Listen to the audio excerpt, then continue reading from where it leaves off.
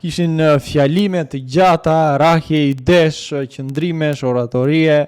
Edhe ai që drejtonte seancën kishte një rol të veçantë, pikërisht sepse në një mënyrë i përgjigjej kujdo, mban mend Skënder Gjinushi dikur ka qenë. Po më herët ka qenë Pjetër Arnori, pastaj Skënder Gjinushi.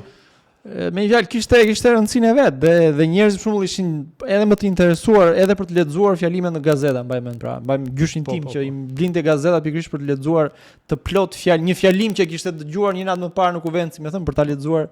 dhe një herë dhe megjithmend si thua mendimi kishte peshën e vet në politikën shqiptare. Ndërkohë që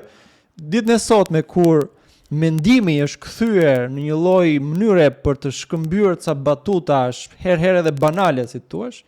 atëherë detyrimisht që ka humbur dhe interesi, ka humbur dhe një lloj shprese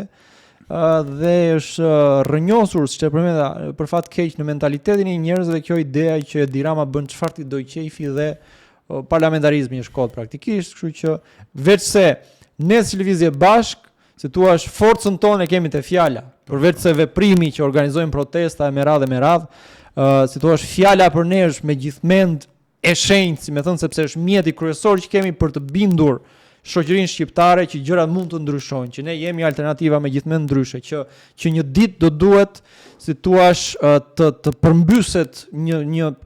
ky regjim, ky autoritarizëm i ngritur në gjithë këto vite.